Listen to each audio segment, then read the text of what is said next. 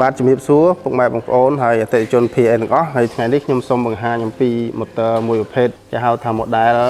WQ 960/7 ហើយ motor ប្រភេទនេះជាលក្ខណៈ motor ដែលទម្លាក់នៅក្នុងទឹកហើយវាមានសមត្ថភាពបូមបានបរិមាណទឹកច្រើនហើយ motor នេះវាមានកម្លាំងរហូតដល់30 kW ប្រើតង់ស្យុង380ហើយចំពោះអាំពែវិញវាស៊ីតែ2.8 អាំពែប៉ុណ្ណោះហើយវាមានសមត្ថភាព